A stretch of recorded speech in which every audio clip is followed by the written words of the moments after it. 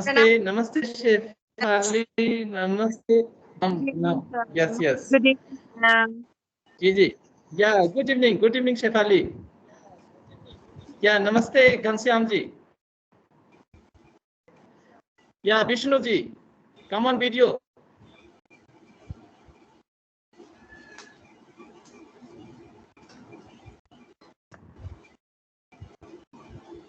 Ramya, Asmita Deshpande ji. I think you connected from Nasik.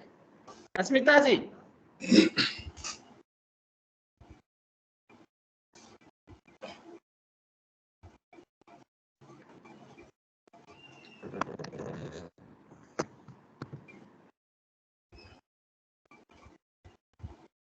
Asmita, Namaste, sir. madam.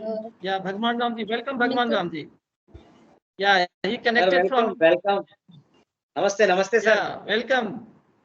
Yeah, namaste, Namaste, namaste. Welcome. You Welcome, connected sir. from Jodhpur. Welcome. Thank you, sir. Thank you. Yeah, and the numbers of participants actually teams is little bit uncomfortable for joining. I think so. Okay. Otherwise, in Zoom, people usually connect with us. Okay. नमस्ते sir जी. या नमस्ते. अगर आप video पे आएंगे तो ज्यादा खुशी मिलेगी. Please come on video if you are comfortable.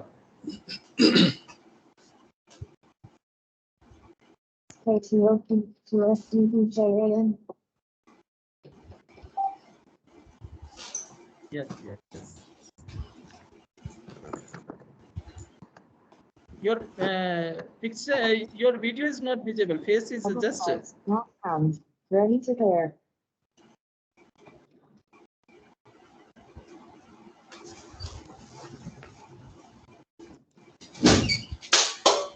I think some issue is with my camera. Priyanka, hi Priyanka. Yes, आप कहाँ से ज्वाइन किए हैं? अनम्यूट कीजिए. First of all upper button पे अनम्यूट का बटन होगा. अनम्यूट कीजिए, then you can. Sorry sir, sorry हम देख नहीं पाए थे. हरिओम सर. कोई बात नहीं. जी जी, कहाँ से ज्वाइन किए हैं? बिहार से सर. Okay, wonderful. आप विवेकानंद जी के सिस्टर हैं? Yes, yes. Actually, for the audit purpose, I've been to there for the yoga school. Good, good. Wonderful.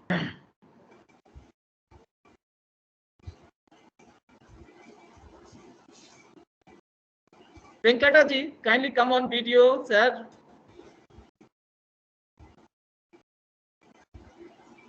Namaste. Yeah, namaste. Welcome. Welcome for. Namaste. Ji. I think Teja is not available. Yeah, she's busy preparing for her travel tomorrow. Okay, she will go to Singapore tomorrow. That's right. Okay. Okay, no problem, sir. Okay, just this video is being recorded. Okay. Okay. No just this is for your information, so that numbers of participants would like to join, but due to their busy schedules and some technical issue glitches, they can't join right now. Okay, shortly they are trying to join. They are just there is a two link just I sent. One is a direct Teams link and direct, and second link is through my website. They can join. That is the two way to joining in our meeting. Okay. Yeah. Overall, just crux of the meeting that our organization, Bharati Yoga Vidya and Prana Yoga Therapy, collaboration of these two organizations, we are organizing a yoga therapy course.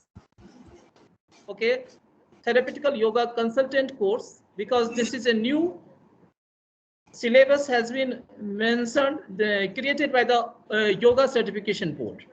Okay, and apart from this, I think Hindi में ज़्यादा अच्छा रहेगा. We will mix both the languages, so all candidates will be comfortable for understanding purpose. That is the it is the collaboration already. मैं आपको बता दिया हूँ, प्राण योगा थेरेपी और भारतीय योग विद्या दोनों मिल करके इस मोमेंटम इस प्रोजेक्ट को लेके जा रहा है। हमारा जो ऑर्गेनाइजेशन है mutually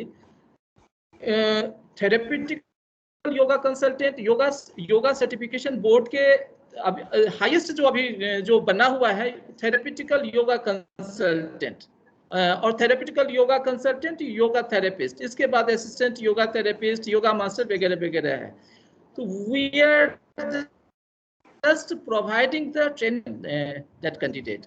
Many candidates in our who already joined this session already they are enrolled with us. Okay, and this is the syllabus yoga therapy Bhagavad Gita in context of yoga therapy. It is a wonderful that is a mention in our syllabus as well.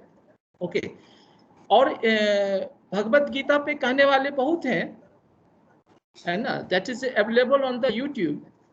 But I observed that the therapeutical aspect of the Bhagavad Gita में tailor made कहने वाले, customise में कहने वाले, बहुत therapy के point of view से भगवत गीता को लेना है। फिजिकल लेवल पे, मेंटल लेवल पे एंड साइकोसोमेटिकल लेवल पे, तीनों लेवल पे हमें लेना है। ये चीज ध्यान में रख करके ये this is the part of our syllabus as well. ये जो हमारा जो है ये सिलेबस का पार्ट भी है ना? तो this topic is very relevant, very pertinent for understanding purpose and as per as the yoga certification board syllabus therapeutical yoga consultant. हमारे साथ जो हैं who will teach about this topic Acharya Krishna Dev ji. Okay, या इनको मैं स्पॉटलाइट में लाता हूं।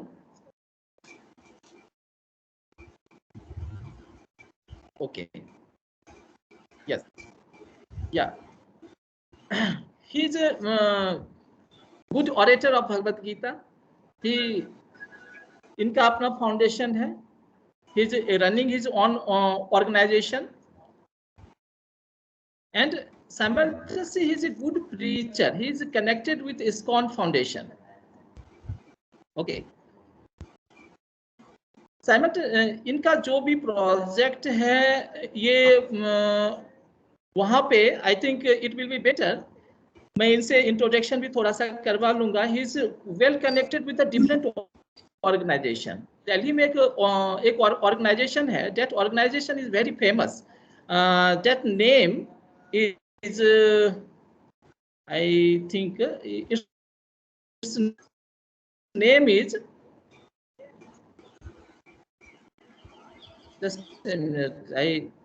its name is World Welfare Mission. He is the founder, he is the chairman of the World Welfare Mission. Okay, and earlier he is the former HOD of Maharshi Ayurveda Hospital. Maharshi Ayurveda Hospital is the basically that hospital is not famous in India, but the most of abroad clientele connect with that hospital. हमें दिल्ली में था तो हमें पता नहीं था इस hospital के बारे में। बाद में किसी ने बताया कि इस हॉस्पिटल में सिर्फ फॉरेनर्स आते हैं। Okay, that is the beauty, and after that he has the good infrastructure of that hospital. This hospital is doing wonderful. He was Krishna Dev was the HOD of the yoga therapeutical part. Now he will take the lecture on this therapy Gita in the context of yoga therapy. Okay, and before going to start, I would like to invite to the Dr. Ghanshyam ji. He is the chairman of Pran Yoga Therapy Center. He will say a few words before going to start this session. Okay, Ghanshyam ji, over to Ghanshyam ji, please. Hello. Namaste. Yes, Good yes. evening, everyone. Am I audible? Yes, sir. Yes, sir. Okay. See, in yoga we have the every angle, and one of the angle is that ki our thoughts can work as a therapy. Means the problem of every cause is my thoughts. And that is the whole, that is why Patanjali says yoga is what? Yoga is the game of mind. Yoga chitta vritti nirodha, that is the game of mind. Means the problem is, that is why Patanjali called them antarai, inner obstacle. So one of the Bhagavad Gita emphasizes that you can use your own thoughts as a disease, and you can use your own thoughts as a treatment. So that is, I feel, is a wonderful concept of Bhagavad Gita.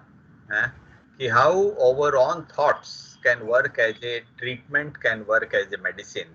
And I am very happy and very thankful to Alok ji for organizing this lecture series. What with a eminent expert, how we can use our own thoughts, and that is what a main emphasis of Bhagavad Gita is, and that work as a medicine. Thank you. Over to Alok ji. Thank you, Alok ji. Thank you, Ghanshyam ji.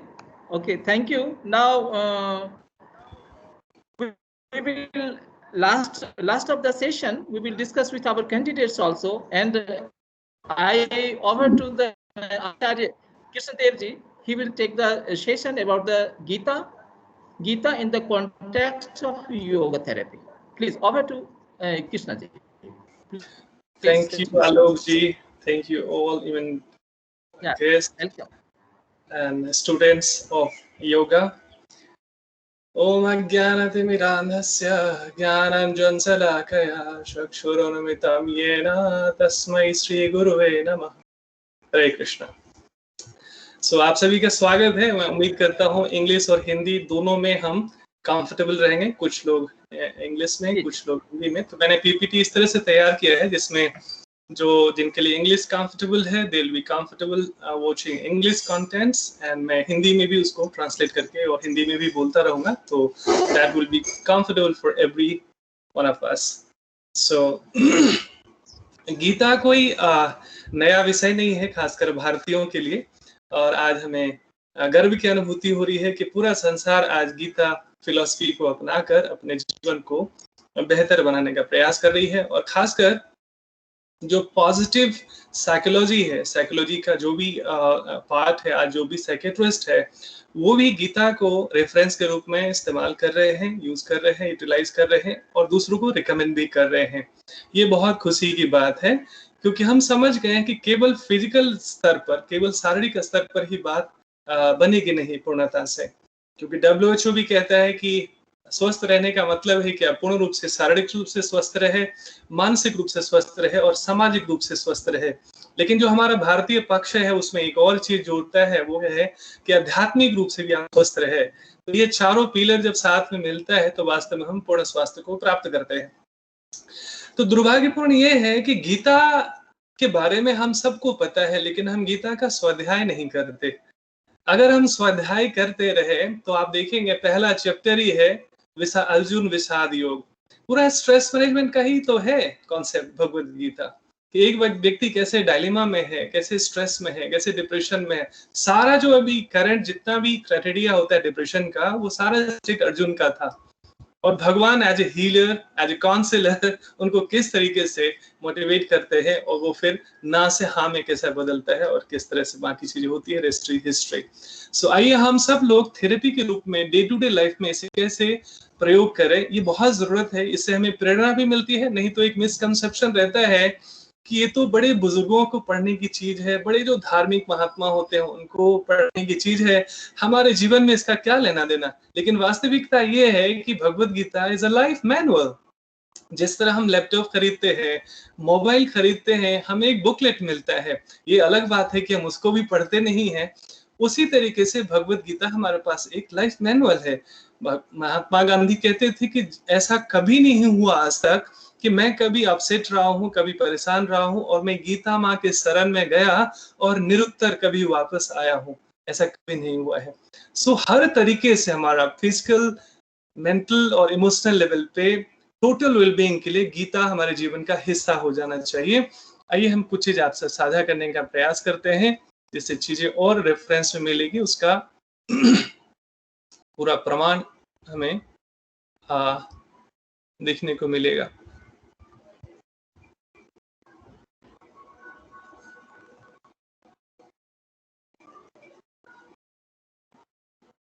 I hope this slide is visible to all.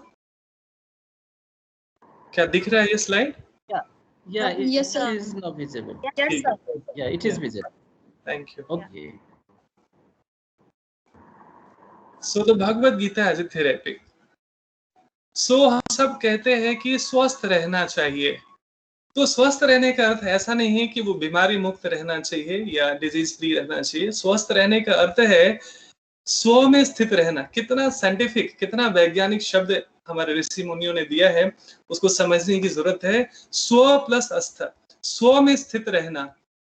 अधिकतर लोगों को ये स्व के बारे में ही पता नहीं है। देहात्म बुद्धि में होने के कारण अगर हमें कोई पूछे आपका परिचय क्या है, तो हम केवल शरीर का नाम, पता, क्वालिफिकेशन, स्टेटस इत्यादि शेयर करते हैं।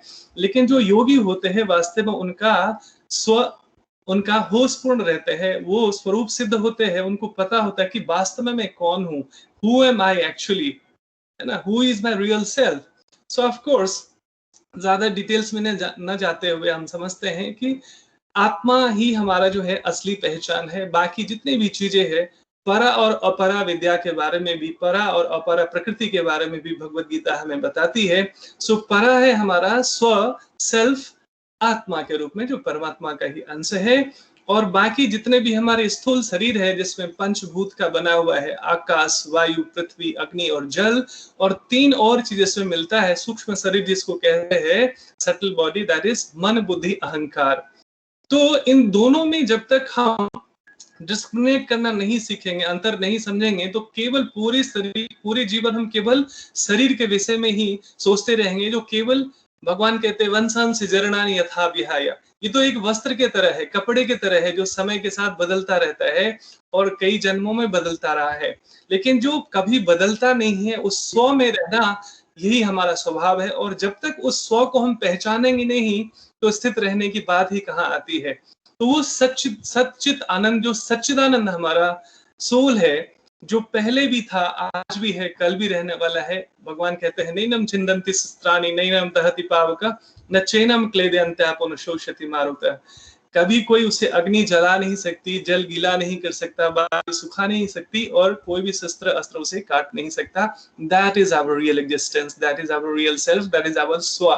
उसी में हमें स्थित रहना है। फिर है चित्त, अवेयरनेस, विजडम, आनंद, इटर्नल ब्लिस, जो कभी खत्म नहीं होता। सांसारिक आनंद है, आज हमें गाड़ी चाहिए, एक कार चाहिए, हमने ले ली, और कल जैसे ही किसी और के पास इससे बेहतर गाड़ी आ गई तो हमारी खुशी खो जाती है। लेकिन जो स्पिरिचुअल ब्लिस है वो अनकंडीशनल ब्लिसफुलनेस है। ये तभी संभव है जब हमें अपने स्व का सही सही पहचान हो जाए, स्व का सही सही पता लग जाए।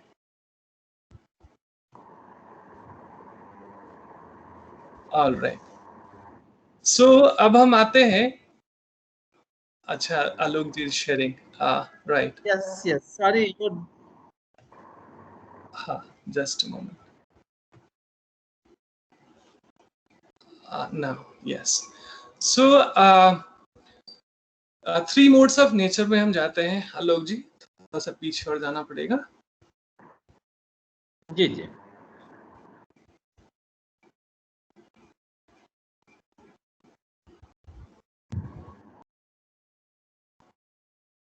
क्योंकि मेरे सिस्टम ऐसा हो रहा था कि जब मैं स्लाइड शेयर करता हूँ तो वीडियो ऑफ हो जा रहा था। आई हैव नो आइडिया कि क्यों ऐसा होता है, तो थोड़ा सा जस्ट मैं स्लाइड शेयर कर रहा हूँ, आप ये कीजिए, बेटर होगा। Okay, kindly, am I slide is visible to you और नॉट? हाँ, स्लाइड तो दिख रहा है अभी, थोड़ा सा और, हाँ, यस, थोड़ा सा और ऊपर,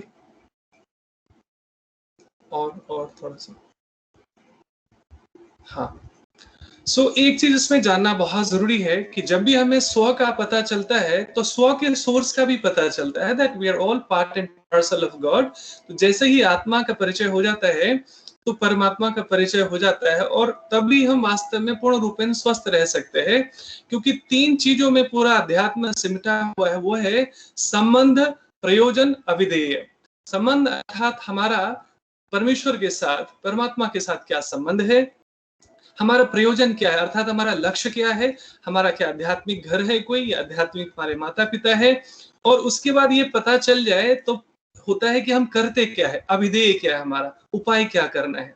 सो इसी चीज में सारा हल छुपा हुआ है। We can go to next slide now.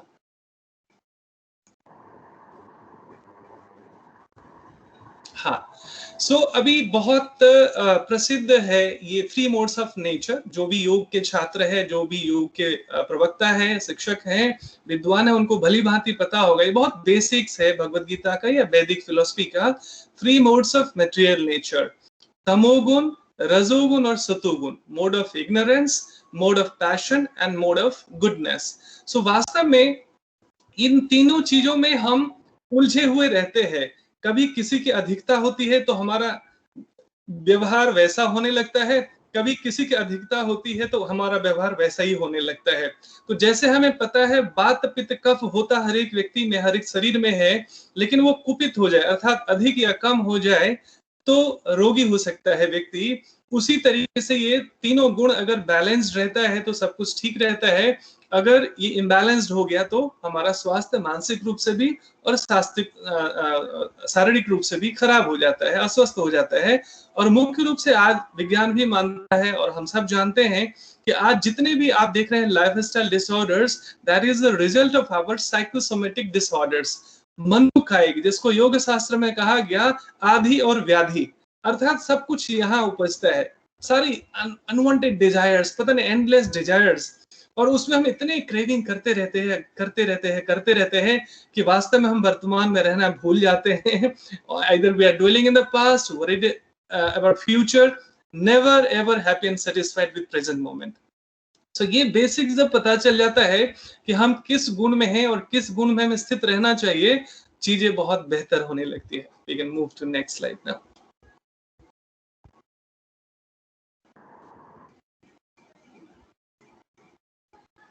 Yes. So भगवान 14वें अध्याय के 17वें श्लोक में मुख्य रूप से जो 14 चैप्टर है वो सब गुणों के बारे में है, 3 मोड्स ऑफ नेचुरल नेचर के बारे में बहुत डिटेल्स है। यहाँ तो हमारे पास समय सीमित है, इसलिए हम गागर में सागर समेटने का प्रयास कर रहे हैं। तो भगवान कहते हैं सत्वात् संजायते ज्ञानम रजसो लोभ एव च प्रमाद मोहो तमसो भवतो अज्ञानम एव च, अर्थात सतोगुण से वास्तविक ज्ञान उत्पन्न होता है।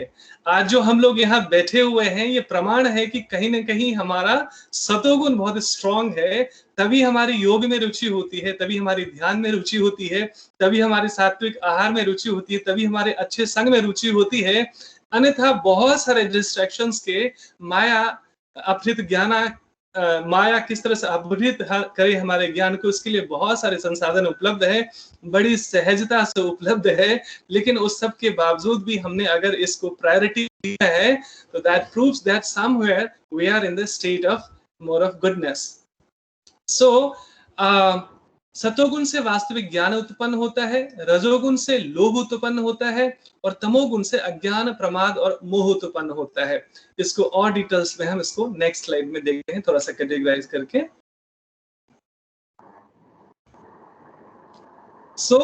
सत्व, रज और तम। पहले हम तमस को लेते हैं। तमस में मोड ऑफ इग्नोरेंस में क्या करते हैं व्यक्ति, आप देखेंगे हमेशा मैडनेस में रहेगा, मतलब वो क्या कर रहा है, क्या बोल रहा है, क्या खा रहा है, क्या व्यवहार कर रहा है, उसके ऊपर उसका कोई जैसे कंट्रोल ही ना हो। इसलिए हम कहते हैं ये तो पागल है ना। लिटरली ऐसे कुछ लोग होते हैं जो दिखने में स्वस्थ रहते हैं, लेकिन उनकी एक्टिविटी से, उनके बॉडी लैंग्वेज से, उनके व्यवहार से पता चलता है कि वो मोड ऑफ इग्नोरेंस में है। और इसको हम इसलिए इससे भी कैटेगराइज कर सकते हैं A grade people, B grade people and C grade people. इस तरह से भी ये किसी को वास्तव में किसी के साथ भेदभाव करने के लिए नहीं है, ये वास्तव में कैटेगरी ये है कि हम कहाँ पर है और हमें कहाँ होने से बेहतर होगा, इसलिए कैटेगरी की जाती है first class, second class, third class. तो third class people will be lazy, sleep उनका बहुत ज्यादा होएगा, बहुत ज्यादा सोते हैं, सोना आवश्यक है निश्चित रूप से, और इंटॉक्सिकेशन, वो नशा इत्यादि करेंगे, मांसाहार करेंगे, व्यभिचार करेंगे, जुआ खेलेंगे, जितनी भी वाहियात चीजें होती है और आप देख लें जितने भी अपराधी किस्म के लोग होते हैं वो इसी कैटेगरी में आते हैं, तमोगुण में। अच्छी बात ये है कि ये संघ के प्रभाव में ऐसा होता है। आज हम सब भाग्यशाली हैं, इतना आसान नहीं है कि आज हम एक गीता के प्लेटफॉर्म पर यहाँ एक मंच पर साथ में कुछ एक मंच साझा कर रहे हैं, अपने अनुभव साझा कर रहे हैं। ये एक दिन का रिजल्ट नहीं है, ये बहुत सारे हमारे एसोसिएशन का रिजल्ट है। हमारा जन्म कैसे परिवार में हुआ, हमारे माता पिता का संस्कार कैसा था, कैसा हमारा परिवार मिला, समाज मिला, शिक्षक कैसे मिले, कैसी चीजों में हमारी रुचि अधिक रही। और आज भी एसोसिएशन जब भी हम बात करते हैं तो this association is not related to people only, this association is directly linked with our ears, कि पूरे दिन हम किस प्रकार के कंटेंट्स, किस चीजों को ज्यादा, किस तरह के वार्तालाप ज्यादा सुनते हैं। आंखों से हम दो कार्य करते हैं मुख्य रूप से, पढ़ना और देखना। आजकल हमारे पास मोबाइल है, बहुत सारी चीजें हैं साधन, इसका दुरुपयोग और सदुपयोग किस तरह हम करते हैं ये हमारी आत्मा जानती है या परमात्मा जानते हैं। और विशेष रूप से जब हम नितांत अकेले रहते हैं उस समय हम किस मोड में रहते हैं, इस तीनों कैटेगरी में जाकर हमें पता चल जाएगा कि हम अधिकतर पूरे दिन 24 घंटे किस मोड में रहते हैं। तो हम क्या अधिक देखते हैं, क्या अधिक पढ़ते हैं, क्या अधिक सुनते हैं, किस प्रकार का भोजन का जिह्वा हमारा किस चीज का संग करता है। तो कहते हैं हम जैसा अन्न वैसा मन। तो ये तो एक बच्चा भी जानता है, एक सरल सा विज्ञान है कि अगर हम कुछ अनहेल्दी चीजें दे देते हैं पेट में मुख के माध्यम से तो हमारा स्वास्थ्य खराब हो जाता है। पेट में गैस होना, एसिडिटी होना, दर्द होना, नाना प्रकार की समस्याएं शुरू हो जाती है। So जैसा इनपुट वैसा आउटपुट। तो somehow today people are somehow aware of their food habits कि चलो थोड़ा सा हेल्दी आहार लेंगे, अनहेल्दी चीजें नहीं लेंगे ना, all that. But most of us unfortunately are ignorant about conscious feeding, about emotional feeding. आप देखेंगे मुख का तो एक ही मार्ग है, लेकिन इस माइंड को फीड करने के लिए कितने मार्ग है। दो तो कान दिए है भगवान ने, दो हमारी आंखें दी है भगवान ने, अर्थात चार मुख्य द्वार है, ये एंट्री गेट है जिसके माध्यम से हम पूरे दिन या तो अपने आप को कॉन्शियस प्यूरिफिकेशन के माध्यम से गुजार सकते हैं अपना पूरा दिन, या हम कंटेमिनेट करते रहते हैं। तो ज्यादातर लोग जो दुखी है, परेशान है, अशांत है, कलह कपट है इत्यादि, उसका कारण क्या है? इनके चारों दरवाजे पर कोई प्रहरी नहीं लगा हुआ है, कोई डिस्क्रिमिनेट नहीं कर रहे हैं, कोई विवेक जागृत नहीं होने के कारण कुछ भी चीजें आ रही है जा रही है, यानी हम बाय डिफॉल्ट मोड में होते हैं। तो पॉजिटिव साइकोलॉजी कहती है कि ऐसा विवेक जागृत कीजिए ज्ञान के माध्यम से, ताकि आप चारों मार्गों से, जिस तरह मुख के प्रति थोड़ा सा अवेयर हुए कि अब हेल्दी डाइट नहीं देंगे, so also please be aware of your conscious diet, your emotional diet. पूरे दिन क्या अधिक देख रहे हैं, क्या पढ़ रहे हैं, क्या सुन रहे हैं, ये सबसे बड़ा रोल निभाता है। या तो पूरे दिन हम अपने मन को दूषित कर सकते हैं, अपने इंटेलेक्ट को दूषित कर सकते हैं, या उसे प्यूरिफाई कर सकते हैं। कई लोग कहते हैं योगासन करना चाहिए, प्राणायाम करना चाहिए, निश्चित रूप से करना ही करना चाहिए, लेकिन हमेशा ध्यान रखिए, मुझे बहुत खुशी है कि आयुष मंत्रालय ने भगवत गीता को भी जोड़ा, क्योंकि भगवत गीता के संदेशों के बिना क्यों अधूरा है योग? क्योंकि ज्यादातर लोग अनफॉर्चुनेटली आज भी सीखने और सिखाने वाले 80% लोग आसनास को ही योगा मानकर रुक जाते हैं, ना तो प्राणायाम करते हैं, ना तो ध्यान करते हैं। कुछ लोग थोड़े से प्राणायाम और ध्यान भी करने लगे हैं, लेकिन what about Bhagavat Gita philosophy, what about Ashtanga yoga philosophy? उसको हम बिल्कुल जरूरी नहीं समझते। केवल एग्जाम के समय में थोड़ी तैयारी करते हैं, थोड़ा सा प्रिपरेशन कर लेते हैं, एग्जाम क्वालिफाई कर लेते हैं, अपने जीवन में उसे अपनाते नहीं है। तो दीपक तले अंधेरा। इसलिए देखेंगे, मैंने इस कोरोना काल में देखा, तथाकथित हमारे ध्यान शिक्षक, योग शिक्षक भी बीमार हो गए थे, वो भी स्ट्रेस डिप्रेशन में चले गए थे। ये आप सब अगर अपने आसपास अपने मित्रों को जानते होंगे तो कई लोग आपको ऐसे मिले होंगे। कारण क्या है कि हम केवल शरीर साधना तक ही सीमित हो गए हैं, मन को प्रशिक्षित करते नहीं, बुद्धि को प्रशिक्षित करते नहीं, मोड ऑफ गुडनेस में जाने के लिए हम प्रयास करते नहीं। तो जब तक हम मोड ऑफ इग्नोरेंस में रहेंगे, मोड ऑफ पैशन में रहेंगे, तो हम एक्चुअली में बीमार ही रहते हैं। दिखने में हम स्वस्थ भले दिखते हो। तो this we are the result of our association. So check point यही है कि अब हम देखेंगे कि अगर हमारा कोई भी हैबिट ऐसा है मोड ऑफ इग्नोरेंस वाला, उसको धीरे धीरे कैसे हम शिफ्ट करें मोड ऑफ पैशन में, और फिर कैसे शिफ्ट करें उसे मोड ऑफ गुडनेस में। सो मोड ऑफ पैशन में क्या होता है, कहते हैं कि सीधे सीधे शब्दों में, लेमैन लैंग्वेज में कहे तो दिखावे की जिंदगी सबसे बड़ा रोग, क्या कहेंगे लोग। Throughout life we are all people conscious. हमारा एजुकेशन, गाड़ी घोड़ा, बंगला, कपड़ा, whatever we are doing, all the parties is all in the mode of passion. इसलिए इतने खर्च होते हैं, इसलिए इतना तमाशा होता है, और जहां भी मोड ऑफ पैशन होगा उसके पीछे दुख तो चिपका ही चिपका रहेगा। कैसे? क्योंकि आप देखें सबसे ज्यादा व्यक्ति उदास किस कारण है, कि मैं इतना अच्छा व्यक्ति हूं, इतना बढ़िया व्यक्ति हूं। इसमें से मुझे एक बात और याद आ रही है कि दुनिया में आपको बड़ा हास्यास्पद लगेगा, 2 प्रकार के लोग सबसे ज्यादा दुखी हैं। आपको मैं ये भी बता दूं, और आप सब जानते ही होंगे कि पूरी दुनिया में भगवान को मानने वाले लोगों की संख्या ज्यादा है, लेकिन these are the 2 people who they are upset most of the time, they are in stress and depression most of the time. Who? जो भगवान को मानने वाले लोग हैं। जरा गौर से सुनिए, ध्यान दीजिए। भगवान को मानने वाले लोग और अच्छे लोग, good people and believer of God, ये 2 लोग आपको लगेंगे सबसे ज्यादा दुखी है, परेशान है, स्ट्रेस डिप्रेशन में है। क्योंकि मेरा लाइफ कोचिंग और काउंसलिंग का भी काम रहता है, तो मैं देखता हूं ये 2 भले लोग बेचारे सबसे ज्यादा परेशान है, सबसे ज्यादा स्ट्रेस और डिप्रेशन के शिकार है। कारण क्या है? अच्छे लोग क्यों दुखी होते हैं? क्योंकि पूरे जीवन वो पीपल कॉन्शियस रहते हैं, लोगों को प्रभावित करने के लिए जीते हैं। सब प्रयास करने के बाद भी लोग तो इम्प्रेस होते नहीं हैं, इसी कारण वो दुखी रहते हैं। इसलिए बहुत सारे लोग बड़ी बड़ी सेवा का काम करते हैं, अनाथालय चलाते हैं, विधवाश्रम चलाते हैं, कंबल बांटते हैं, खाना बांटते हैं, कपड़ा बांटते हैं, उसके बावजूद भी उनके व्यक्तिगत जीवन में आप झांकें, they are not actually happy. Why? Because they are people conscious only. कैसे पेपर में नाम आएगा, किसी ने माला पहना ही तो बहुत बढ़िया, नहीं तो डिप्रेशन में चले गए, भलाई का जमाना नहीं रहा जी, कलयुग है जी, मैंने देख लिया जी, ब्ला ब्ला ब्ला। है ना? सो विक्टिमहुड के शिकार हो जाते हैं वो। और जैसे ही कॉन्शियस शिफ्ट होएगा people conscious to God conscious, मतलब क्या है, हमेशा ये देखना कि कोई देखे ना देखे, कोई नोटिस करे ना करे, कोई है जो मुझे देख रहा है। यही है सहज समाधि। अन्यथा हम जितने देर तक ध्यान में, साइलेंस में रहते हैं तब तक तो बहुत बढ़िया, लेकिन what ever rest of the hours, बाकी समय हमारा व्यवहार कैसा रहता है, हमारी थॉट कैसी रहती है। सो जैसा इनपुट वैसा आउटपुट। तो इनपुट हम क्या देते हैं? तो 4 चीजें हैं, स्वाध्याय, सत्संग, साधना और सेवा। ये 4 टूल्स है परमानेंट हैप्पीनेस के, जो हम सब के लिए आवश्यक है। इसकी हम चर्चा और अभी करने वाले हैं। तो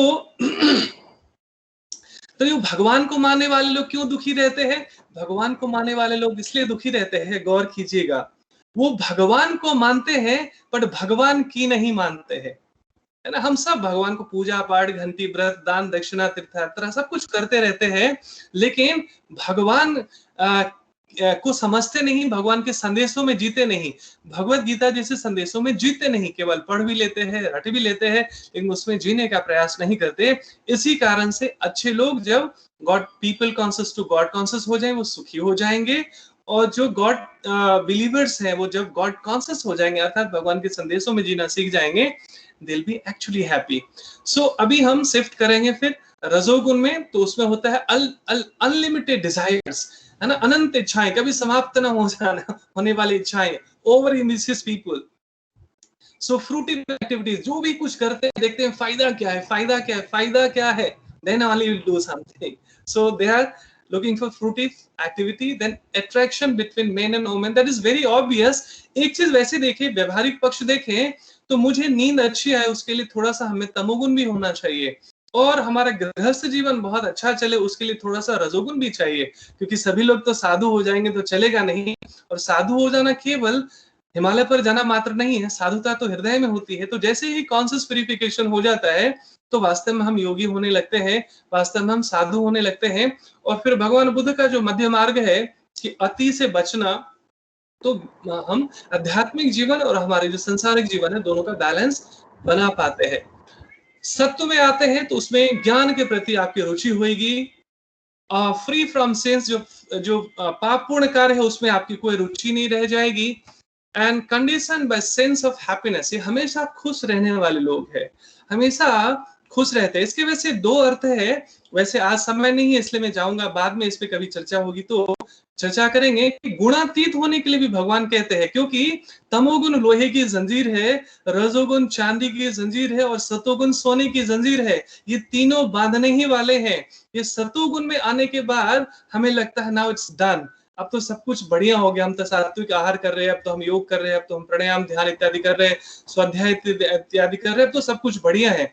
लेकिन हम अच्छाइयों से इसमें अटैच्ड हो जाते हैं, ये भी हमें संसार में बांधता है। इसलिए शंकराचार्य कहते हैं पुनरपि जन्मम पुनरपि मरणम पुनरपि जननी जठरे शयनम, बार बार जन्म लेना, बार बार माँ के गर्भ में आना कोई अच्छी स्थिति नहीं है। तो इस तीनों गुणों से भी हमें ऊपर आना है, लेकिन जिसको गुणातीत कहते हैं।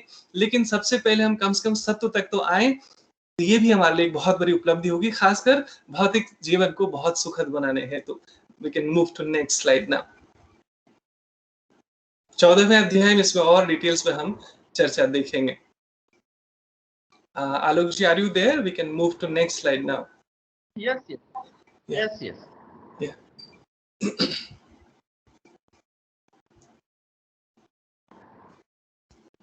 All right. So, भगवान जो है फूड एंड लाइफस्टाइल के बारे में बताते हैं। ये केवल महात्मा साधु बनने के लिए या मुक्ति मोक्ष की ही बात नहीं करते भगवान। भगवत गीता में यहाँ पर हमें आहार निद्रा इत्यादि कैसे लेना चाहिए, हमारा जीवन शैली कैसा होना चाहिए, भोजन कैसा होना चाहिए, उसके विषय में भी विस्तृत चर्चा है। स्लाइड चला गया। हरे कृष्णा। हाँ, yes, now it is visible. आयु सत्व बल आरोग्य सुख प्रीति विवर्धना रस्या स्निग्धा स्थिरा हृदय आहार सात्विक प्रिय। जो भोजन सात्विक व्यक्तियों को प्रिय होता है वह आयु बढ़ाने वाला, और हम सब चाहते हैं दीर्घायु रहे, तो सात्विक भोजन करना पड़ेगा, ये भगवान बता रहे हैं। ये हमारे लिए फूड थेरेपी का काम करेगा। जीवन को शुद्ध करने वाला तथा बल, स्वास्थ्य, सुख तथा तृप्ति प्रदान करने वाला होता है। ऐसा भोजन रसमय, स्निग्ध, स्वास्थ्यप्रद तथा हृदय को भाने वाला होता है। तो स्निग्ध में यहाँ पर ले सकते हैं जिसमें फैटी होलसम है, उसमें हम ले सकते हैं जो गुड कोलेस्ट्रॉल वाला हमारा घी आता है, गाय का घी, आयुर्वेद भी रेकमेंड करता है, उसको इसमें समझ सकते हैं। Move to next.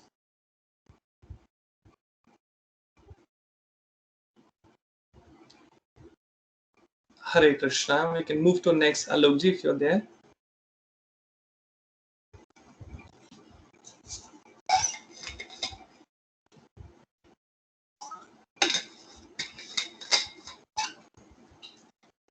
Alok ji, any problem?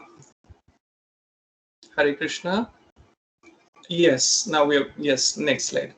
Katu amla lavan ati ushna tiksha ruksha vidahina आहारः राजस्यस्ता दुःख शोक अमय प्रदा। अर्थात अत्यधिक तिक्त, बहुत ज्यादा foods that are too bitter, है ना, too sour, salty, hot, pungent, है ना, नमकीन, बहुत ज्यादा नमकीन, मतलब सामान्यतया तो थोड़ा खट्टा थोड़ा नमकीन ये तो चलता है, लेकिन अत्यधिक भगवान कह रहे हैं too much.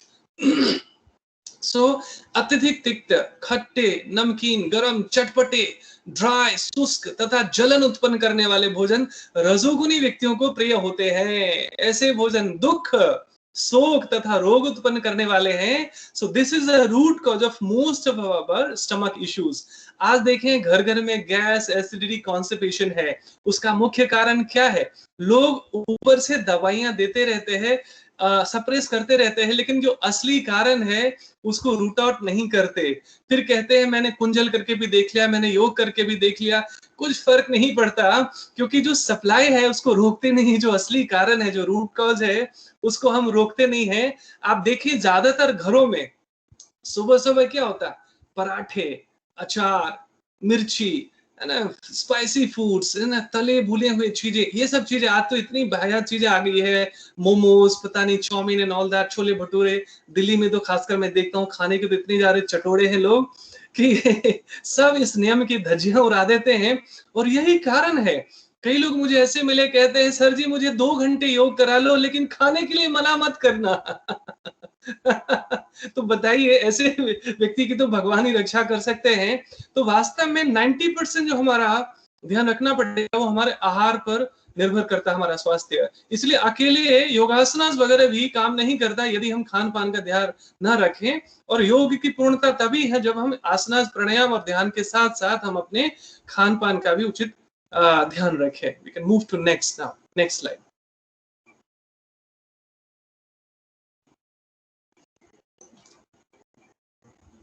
Alok ji, we can move to next slide. Yes, थोड़ा सा और नीचे करना पड़ेगा पूरा। हाँ हाँ, फाइन। यातयामं गतरसं पोति पर्युषितं यचायत उचिष्टम् अपि चामेध्यं भोजनं तामसं प्रियम।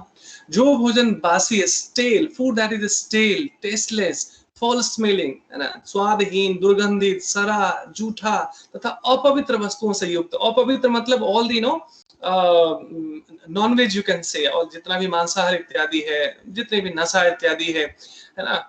और उचित तो ये है कि योगियों को ना एक्चुअली जितना संभव हो सके, कई बार ये कंट्रोवर्सी हो जाती है, लेकिन हर एक खाने की अपनी ऊर्जा होती है, हम सब जानते हैं। तो संभव हो सके तो योगियों को ना एक्चुअली प्याज लहसुन भी छोड़ देना चाहिए, क्योंकि वो तामसी भोजन है। और इसलिए देखिए, जब भी हमारा कुछ प्रसाद बनता है, जब भी हमारे कुछ ऑस्पिशियस एक्टिविटीज होती है, तो उसमें आप देखेंगे प्याज लहसुन नहीं यूज किया जाता।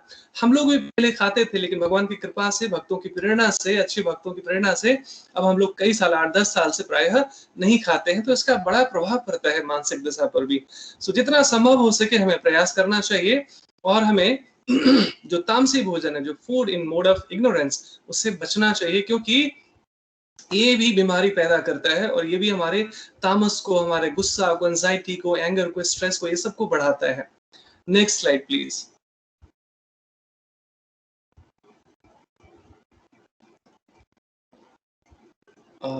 Alok ji, we can move to next slide, please, if you're there. Shortly it will. Yeah. Yes. So कभी कभी टेक्निकल एरर भी होती है, तो कई बार थोड़ा स्लो चलता है कुछ। So I hope और समय बचेगा तो हम लोग थोड़ा सा क्वेश्चन आंसर सेशन भी रखेंगे, तो इसमें चीजें हम एक बार कवर कर लेते हैं मुख्य रूप से, क्योंकि योग ये जो भगवत गीता है वो एक दिन का विषय है नहीं। ये तो एक दिन कभी कभी हम प्रेरित करने के लिए, एक दूसरे के साथ अपने अनुभव साझा करने के लिए हम मिलते ही रहना चाहिए। लेकिन वास्तव में तो ये तो प्रतिदिन स्वाध्याय का विषय है, और जितना हम इसमें प्रगति करते हैं, स्वाध्याय करते हैं, सत्संग साधना इत्यादि करते हैं, उतना हमारे जीवन में भगवत गीता उतरती है, तो उतना ही हम वास्तव में स्वस्थ रहते हैं। सो 6ठे अध्याय के 16वें अध्याय में भगवान फिर कहते हैं, Krishna explains how there is no possibility of advancing as a transcendentalist.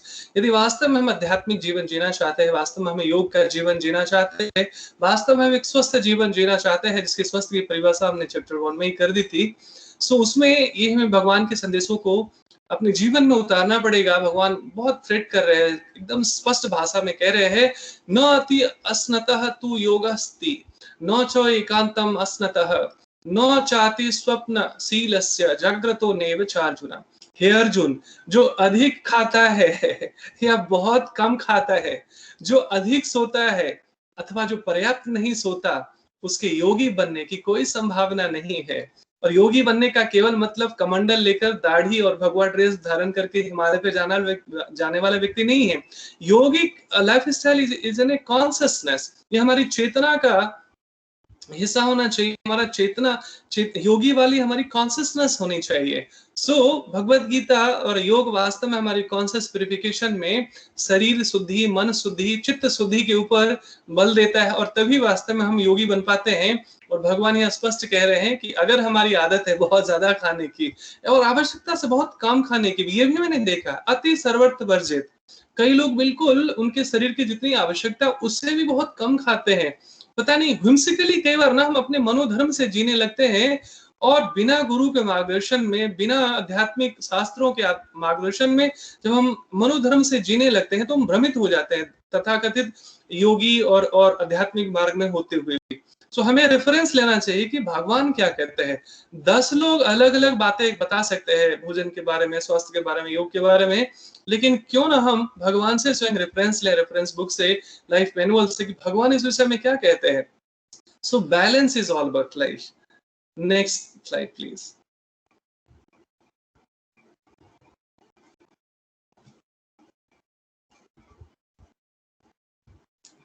So I think both of us are very new to this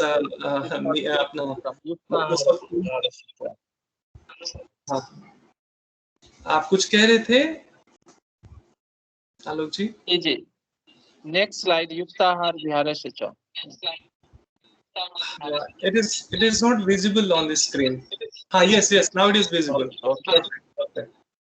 So फिर Krishna explains the permanent solution. So भगवान केवल समस्या ही नहीं गिना रहे हैं, वो समाधान भी दे रहे हैं. लेकिन समस्या भी जानना बहुत जरूरी होता है कि असली कारण क्या है. एक बार नब्ज पकड़ में आ जाता है आयुर्वेदाचार्यों को, तो उनके लिए इलाज करना बड़ा सहज हो जाता है. सो भगवान यहाँ कॉज एंड रेमेडी दोनों बता रहे हैं. ये बड़ा ही प्रसिद्ध श्लोक है, हम सब योगियों को लगभग प्राय पता ही होगा. युक्ताहार विहारस्य युक्त चेष्टस्य कर्मसु युक्त स्वप्न अवबोधस्य योगो भवति दुःखः. सो जो खाने सोने आमोद प्रमोद यानी रिक्रिएशनल एक्टिविटीज है ना, मनोरंजन इत्यादि हम जो भी करते हैं, तथा काम करने की आदतों में, काम जो भी हमारी एक्टिविटीज रहती है मनसा वाचा कर्मणा, नियमित रहता है, रेगुलेटेड रहता है, डिसिप्लिन रहता है, वह योगाभ्यास द्वारा समस्त भौतिक क्लेशों को नष्ट कर सकता है. कितनी बड़ी स्टेटमेंट है, जरा देखिए, है ना. He who is regulated in his habits in eating, sleeping, recreation and work can mitigate all material pains by practicing the yoga system. अब सोचिए भगवत गीता का ये श्लोक केवल हमारे जीवन में उतर जाए तो पूरा हर तरीके से हमारा personal life, professional life excellence में जाएगा, सब कुछ बेहतर हो जाएगा. सो खाने में, सोने में, है ना, हमारे रिक्रिएशनल एक्टिविटीज में, काम करने में, जो भी हम डे टू डे वर्क करते हैं उसमें हमारी जो आदतें हैं ना, डेली जो हमारी हैबिट्स होती है उसमें हम बैलेंस्ड रहते हैं, है ना. कुछ हमारी बुरी आदत भी होती है और कुछ हमारी बहुत अच्छी रिचुअल्स होती है, जैसे डेली ब्रश करना है, वॉशरूम जाना है ना, डेली जो है स्नान करना है, योगाभ्यास करना है. ये हमारी बहुत अच्छी आदतें हैं, ये हमारे डेली रिचुअल्स है जो बहुत हेल्दी है. और उसी तरीके से लेकिन इसके विपरीत भी कुछ बुरी आदतें भी हो सकती है. तो हमारी जब हम गॉड कॉन्शियस हो जाते हैं तो कोई व्यक्ति देखे ना देखे हमें ऐसे जीना चाहिए जैसे परमात्मा हमारे हृदय के साक्षी हैं, हमारे भीतर भी क्या चल रहा है, हमारे इंटेंशन क्या है. यहाँ तक संसार तो उसे देख नहीं सकता, बाहर तो हम प्रेजेंटेबल रहते हैं, गुडी गुडी रहते हैं, अच्छे अच्छे बने रहते हैं, लेकिन वास्तव में हम कैसे हैं ये हमारी आत्मा को, परमात्मा को भली भांति पता होता है. तो जब तक हम ट्रूली ट्रांसपेरेंट नहीं होते ना, तब तक योग में आने के बाद भी, आध्यात्मिक होने के बाद भी हमारे जीवन से नकलीपन जाता नहीं है. नकलीपन में क्या होता है कि हम बाहर कुछ और होते हैं, भीतर कुछ और होते हैं. और उसके सबसे बड़े हमारे जो सलाहकार है या जो उसके टेस्ट करने वाले लोग हैं, परीक्षा लेने वाले लोग हैं, वो हमारे आसपास के लोग हैं, हमारे एम्प्लॉय हो, एम्प्लॉयर हो, हमारे घर के लोग हैं. उनको पता होता है कि वास्तव में हमारे जीवन में क्या ट्रांसफॉर्मेशन आया है. और सच में ट्रांसफॉर्मेशन नहीं है तो ना तो चिंता दूर होती है, ना असुरक्षा का भाव दूर होता है, ना ही हम सुरक्षित अनुभव करते हैं, है ना. So we are always worried, we are always feeling insecure and always worried, insecure and fearful, हमेशा भयभीत रहते हैं. इसीलिए देखें सांसारिक रूप से कोई कितना व्यक्ति भी, कितना ऑपुलेंसेस हो, कितने सारे विद्वान ज्ञानी हो गए हो, विद्वान हो गए हो, बहुत सारे धन वैभव से पूरित हो, फिर भी वो चिंतित रहते हैं. नींद की समस्या, नींद की गोली से भी नींद नहीं आ रही है ना, नींद की समस्या, चिंता और सुरक्षा का भाव, हमेशा भयभीत और डरे हुए रहते हैं. इसके कारण ठीक से उनको नींद नहीं आती है और हमेशा असुरक्षित अनुभव करते हैं, भयभीत रहते हैं, कभी भविष्य को लेकर, कभी वर्तमान को लेकर. तो भगवान की ये वाणी छठे अध्याय के 17वें श्लोक को हम अगर ध्यान रखें तो जीवन में कहते हैं भगवान समस्त भौतिक क्लेशों को, all mundane problems, all the material problems, we'll get rid of all that, नष्ट कर सकते हैं. अब है कि या तो हम इसे थ्योरी की तरह पढ़ ले, सुन ले और फिर मूव ऑन, एक है कि इसको फिर मनन करें, गुने, उसमें जीने का प्रयास करें. सो आचरण ही प्रचार है, कहते हैं आचार ही प्रचार है. तो वास्तव में हम कैसे हैं ये हमारे जीवन शैली से लोगों को पता चलता है, उसी से लोग प्रेरित हो सकते हैं. नहीं तो बहुत सारे प्रकांड विद्वान हैं जिनको भगवत गीता का 700 श्लोक याद है वेद मंत्र बहुत अच्छे से उच्चारण कर सकते हैं वो, लेकिन जीते किसी एक श्लोक में भी नहीं है, तो फिर ये दीपक तले अंधेरा, उस ज्ञान का कोई फायदा नहीं। साधु तो यहाँ तक व्यंग कहते हैं कि गधा चीनी का बोरी उठाता है, ढोता है, लेकिन खाता तो वापस आकर घास से, उसके मिठास से उसको कोई लेना देना नहीं। उसी तरह केवल हम मस्तिष्क के स्तर पर अगर केवल शुष्क ज्ञान तक ही सीमित रह गए, ये ज्ञान हमारे हृदय में, हमारे व्यवहार में न उतरा, तो देयर इज नो ट्रांसफॉर्मेशन। सो केवल हमारे इंफॉर्मेशन के लिए नहीं होना चाहिए भगवत गीता, ट्रांसफॉर्मेशन के लिए होना चाहिए, और तभी वास्तव में हम सच में स्वस्थ रह सकते हैं। We can move to next now, next slide. क्योंकि ये व्यवहार का विज्ञान है वास्तव में।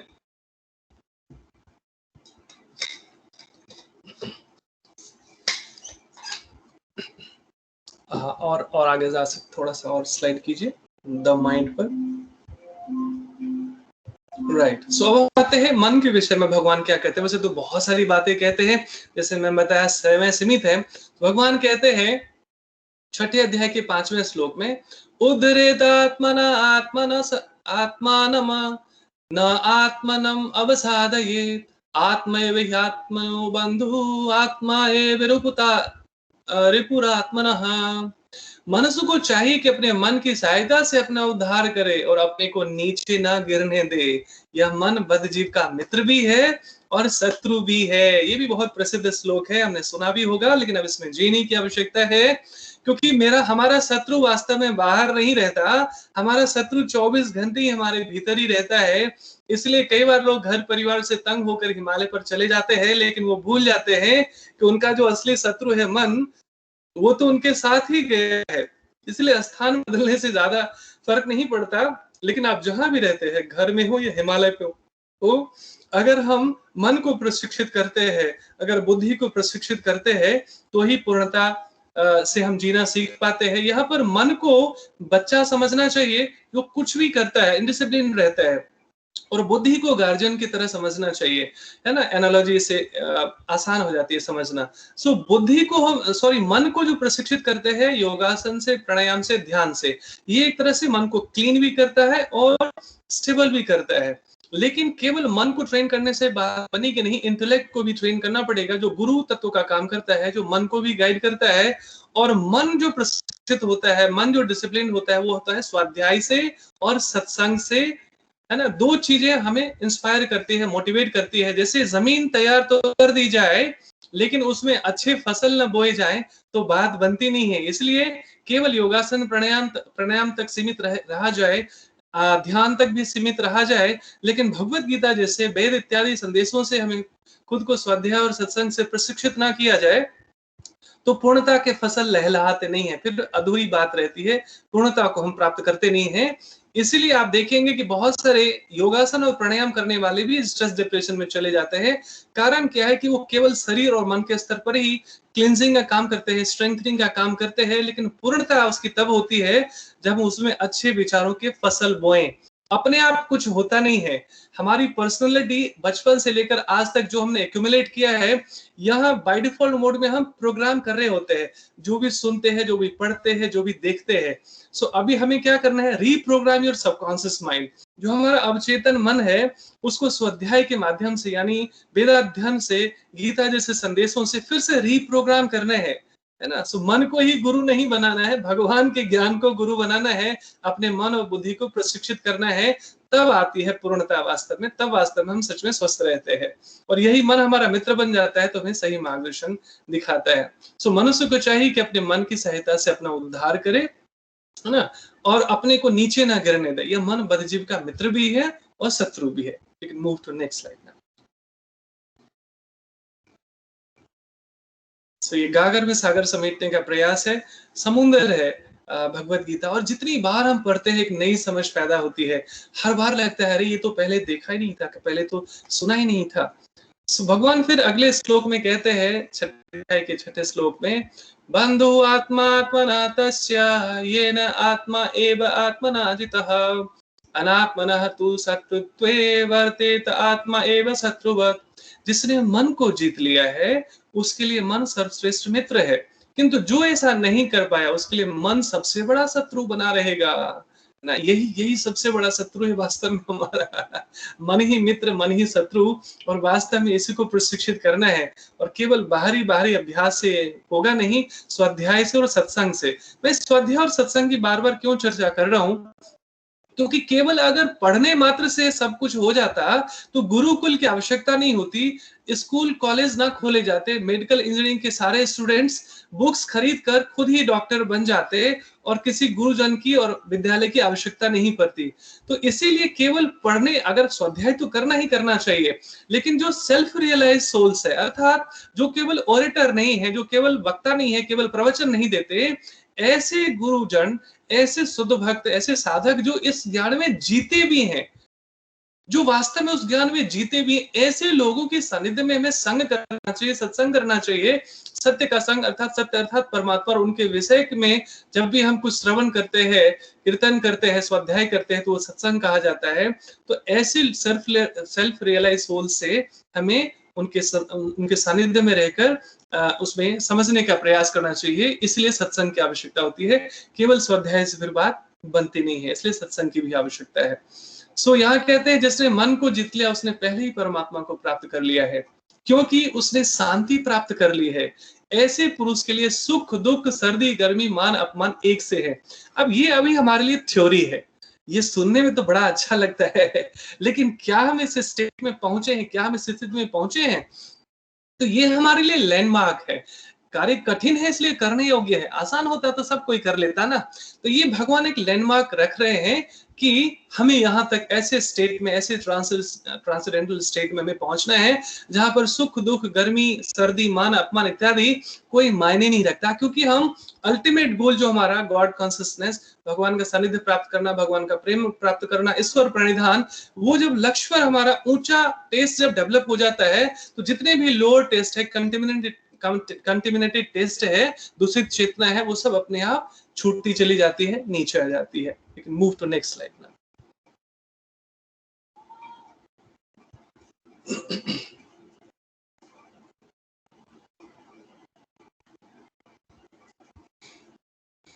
हरे कृष्णा कृष्ण कृष्ण हरे हरे, हरे राम राम राम हरे हरे। नेक्स्ट स्लाइड अभी तक विजिबल नहीं हुआ है। It will take some time for seeing. No issues, no issues. Hare Krishna Krishna Krishna Hare. Yes, सो अभी हम आते हैं 10वें अध्याय के 9वें श्लोक में। मच्चित्ता मद्गत प्राणा बोधयन्तः परस्परं कथयन्तस्य माम नित्यं तुष्यन्ति च रमन्ति च। अब इसमें ना रहस्य छुपा हुआ है। अगर हमें ये चीज पता नहीं हो जो अभी हम आपसे साझा करने वाले हैं, तो हम क्या करते हैं, केवल शुष्क ज्ञान में रह जाते हैं, केवल ड्राई नॉलेज तो यहाँ पर भर जाता है, और उस ज्ञान का अहंकार एक अलग और पैदा हो जाता है, क्योंकि ज्ञान का भी बड़ा अहंकार होता है। ज्ञान जब हृदय में उतरता है तो प्रेम प्रस्फुटित होता है, और ये जो भगवत गीता का ज्ञान है वास्तव में प्रेम का मार्ग है। जब तक प्रेम ना उतरता हो हमारे जीवन में, तो शुष्क ज्ञान से शायद हम बड़े इंटेलेक्चुअल कहे जाएं, बड़े बड़े प्रवचन दे सकते हो, बड़े बड़े किताबें लिख सकते हो, मोटी मोटी किताबें लिख सकते हो, लेकिन हमारे अपने जीवन में ही सुकून नहीं होता, अपने जीवन में ही आनंद नहीं होता। तो बड़ा सरल मार्ग भगवान क्या बता रहे हैं, मेरे शुद्ध भक्तों के विचार मुझ में वास करते हैं, उनके जीवन मेरी सेवा में अर्पित रहते हैं, और वे एक दूसरे को ज्ञान प्रदान करते तथा मेरे विषय में बातें करते हुए संतोष तथा आनंद का अनुभव करते हैं। तो this is secret of contented life and blissful life. तो होता क्या है कि हम पूरा भगवत गीता का ज्ञान पढ़ लें, योग चित्त वृत्ति निरोधा और बहुत सारी चीजें जो हम अष्टांग योग की बात करते हैं, योगस्तु कुरु कर्माणि भगवत गीता की बात करते हैं, तो ये हमारे लिए केवल शब्द और श्लोक बनकर रह जाते हैं। ये बड़ा सरल मार्ग है। कौन व्यक्ति कहते हैं आनंद में और संतोष में रहता है, जिनके वास मुझ में रहते हैं, यानी भगवान क्या कहते हैं। तो मैंने पहले ही कह दिया, भगवान को मानने वाले लोग नहीं, भगवान को जानने वाले लोग ही सुखी और आनंदित रहते हैं। भगवान को मानने, जो भगवान को मानते तो है लेकिन भगवान की नहीं मानते, यानी भगवान के संदेशों में जीना नहीं सीखते, वो कैसे सुखी रह सकते हैं? फिर वो भावुक रहते हैं, वो नाम जप कीर्तन घंटी पूजा पाठ माला ढेरों करते रहेंगे, but there is no transformation. 20 साल पहले भी गुस्सा आता था, तनाव में रहते थे, चिड़चिड़ेपन का शिकार रहते थे, झूठ बोलते थे, दूसरों को चीट करते थे, और आज भी वो पूजा पाठ घंटी भी चल रही है और वो सारा चीटिंग प्रोपेंसिटी भी चल रही है। देयर इज नो ट्रांसफॉर्मेशन, क्योंकि कॉन्शियस प्यूरिफिकेशन के प्रोसेस से हम गुजरे नहीं। तो इसलिए जो भगवान की सहजता से हम जो है उनके चिंतन में रहते हैं, उनके संदेशों में जीना सीखते हैं। और यहाँ पर शुद्ध भक्त बड़ा पॉइंट टू बी नोटेड। एक होता है भक्त, एक होता है शुद्ध भक्त। भक्त तो वो सब है, चाहे वो संसारिक कामना हेतु कामना सहित भी भक्ति करते हैं तो वो भगवान के भक्त है। भगवान कहते भी हैं चतुर्विद्या भजन्ते माम जना सुकृतो अर्जुन आर्त जिज्ञासु अर्थार्थी ज्ञानी च भरत ऋषभ। ये 4 प्रकार के लोग आते हैं अर्जुन, जो दुखी हैं, जो जिज्ञासु हैं, जो धन की लालसा में आते हैं कि और मिल जाए और मिल जाए, और जो ज्ञानी होते हैं, जो ज्ञान से भगवान को प्राप्त करना चाहते हैं, ज्ञान योग से। लेकिन ये सब किसी न किसी कामना से प्रेरित रहते हैं। लेकिन शुद्ध भक्त भगवान उसे कहते हैं जहां अहेतु की प्रेम हो, ओनली लव फॉर लव, केवल भगवान से प्रेम के लिए प्रेम। नहीं तो आप देखें तो हम में से हर एक व्यक्ति भगवान के पास या तो शिकायत करने जाते हैं, या मांगते जाते हैं, या लड़ने जाते हैं, या कुछ ना कुछ ऐसा रहता है। सांसारिक कामना ही वास्तव में रहता है, और उसके कारण हम भक्त तो रहते हैं लेकिन पूर्णता से शुद्ध भक्ति को प्राप्त नहीं करते। तो शुद्ध भक्ति जहां पर है, प्रेम के लिए प्रेम करना, भगवान का प्रेम प्राप्त करना। ईश्वर प्रणिधान का अर्थ है ईश्वर का शरणागत होना। ये तभी होगा जब हम भगवान से अपना संबंध जान ले, और वैसे ही शरणागति हम धीरे धीरे, जैसे हमारी शरणागति में वृद्धि होती है, उसी मात्रा में हमारे जीवन में आनंद और संतोष में वृद्धि होती है। Hare Krishna. Next please, next slide. ये भी भगवान कह रहे हैं और बड़ा सुंदर है। और भगवान कह रहे हैं इस प्रयास में न तो हानि होती है न ही ह्रास, अभी तो इस पथ पर की गई अल्प प्रगति भी महान भय से रक्षा करती है। तो ये फियर मैनेजमेंट हो गया। नेहा विक्रम न सो अस्ति प्रत्यवायो न विद्यते सुअल्पम अपि अस्य धर्मस्य त्रायते महतो भयात्। In this endeavor there is no loss or diminution, and a little advancement on this path can protect one from the most dangerous type of fear. अब सोचिए, मैंने बताया था ना कि हर एक व्यक्ति चिंतित रहते हैं, असुरक्षित रहते हैं, भयभीत रहते हैं, और भगवान यहाँ केवल भय से रक्षा की बात नहीं कर रहे हैं, महान भय से, मतलब दुनिया में जो बड़ा से बड़ा भय हो उससे भी रक्षा करते हैं भगवान यहाँ पर। कितनी बड़ी बात है। तो होता क्या है, 2+2 4 होता है, इसमें हम डाउट नहीं करते, लेकिन भगवान की इस वाणी में हम डाउट करते हैं। हमें लगता है किसी ने लिख दिया होगा ना, वेद व्यास जी को किसने देखा है, अरे किसी ने लिख दिया होगा, अरे भगवान पता नहीं थे भी कि नहीं थे, ये तो सारी मनगठन। और अंग्रेजों ने तो और तोहमत लगा दिया, जिससे हम भारतीय भी प्रेरित हो जाते हैं। मैथोलॉजी कहते हैं वो, ये हमारी हिस्ट्री है, हमारी रामायण, हमारा महाभारत हमारे लिए हिस्ट्री है, लेकिन वो कहते हैं मैथोलॉजी है। मतलब एक काल्पनिक मनगठन कहानियां है, मनोकाल्पनिक कथाएं हैं, सोचिए, और हम भी उसको मैथोलॉजी कहते हैं। आज के बाद कभी भी रामायण और महाभारत की बात हो, गीता की बात हो, तो उसे आप कम से कम अपने भारतीय होने के नाते गर्व से कहें कि हमारा इतिहास है ना। बस लास्ट स्लाइड ही है, और उसके बाद हम क्वेश्चन आंसर ले सकते हैं। So according to the classic yoga text of ancient India, Bhagavad Gita, the organic healing technology injected into Prakriti or material nature is a divine gift from the supreme source of existence. For example, Krishna, the all-attractive, Sarva-Akrashak one sage, I am the healing herb. 9वें अध्याय के 16वें श्लोक में जब भगवान अपने विभूतियों के बारे में कहते हैं, तो कहते हैं कि मैं औषधि हूँ, है ना। द टेस्ट ऑफ वाटर, जल का मैं स्वाद हूँ। द हीट इन फायर, मैं अग्नि की ऊष्मा हूँ। वास्तव में इस तरीके से जो भगवान को बार बार आप देखेंगे, विशेष रूप से 9वां अध्याय और 10वां अध्याय और 7वें अध्याय में बार बार भगवान जो संसारिक जो चीजें हैं उससे अपनी ऑपुलेंसेस, उससे अपनी विभूतियों की तुलना कर रहे हैं कि मैं मिट्टी का आदगंध हूँ, है ना, जल का मैं स्वाद हूँ, अग्नि की ऊष्मा हूँ। ऐसा क्यों कहना पड़ रहा है? ताकि हम जो संसारिक ज्ञान में जीने वाले लोग हैं, संसारिक चीजों से कंपेयर करके भगवान को हर चीज में देख सके। भगवान कहते हैं मैं सूर्य और चंद्र का प्रकाश हूँ। तो वास्तव में चर्म चक्षुओं से, अष्टावक्र गीता में अष्टावक्र जी कहते हैं कि चर्म चक्षुओं से हम भगवान को देख नहीं सकते, हमारी चर्म चक्षुएं तो इतनी सीमित है कि हम अपना पीठ भी नहीं देख सकते, अंधेरा हो जाए तो हम अपना हाथ भी नहीं देख सकते, उस भगवान को हम कैसे देख सकते हैं।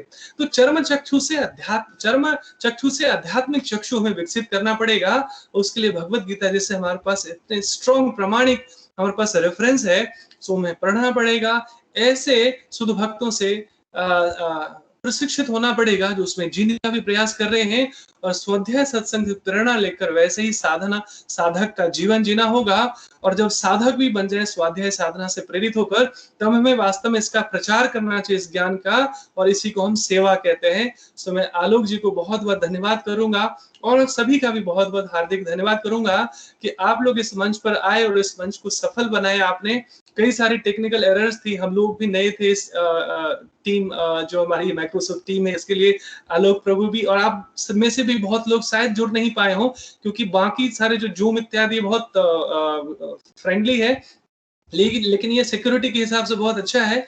लेकिन हम इसमें थोड़े से नए हैं, लेकिन हम धीरे धीरे सीखते जाएंगे और एक दूसरे से चीजें साझा करते जाएंगे। अब हम क्वेश्चन आंसर सेशन ले सकते हैं।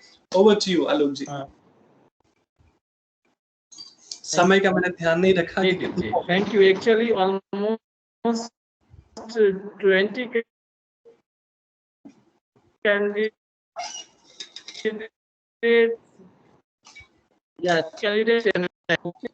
because Zooms के साथ they very comfortable to connect, but Teams के साथ थोड़ा उनको okay. Just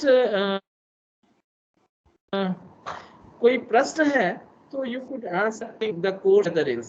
अगर इनसे प्रश्न है तो इनसे पूछिए। उसके बाद I will just take few our candidate. They will explain about why they join in our session, in our the classes.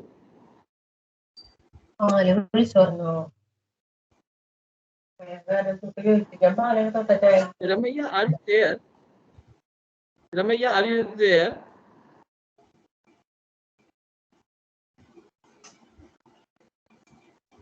Ramya? Okay.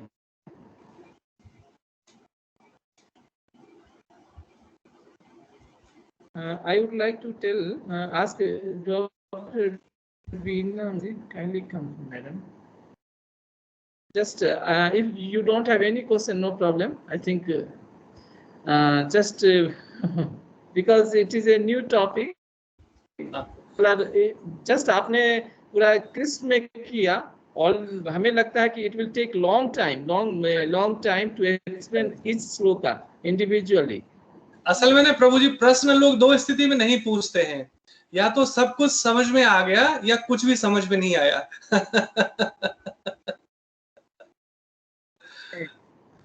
भक्त हैं और बहुत अच्छा लगा, काफी देर से सुन रहे थे आप, बहुत अच्छे भाव के साथ आपने जो संस्कृत शब्दों का उच्चारण किया और उसके साथ ही काफी कुछ समझने को मिला है। तो वैसे हम लोग जनरली देखते हैं बॉडी में किसी का वात बढ़ा हुआ, किसी का पित्त बढ़ा हुआ, किसी का कफ बढ़ा हुआ है, उसी की शरीर की प्रकृति के अनुरूप ही उनके मन विचार ऐसे कुछ होते हैं।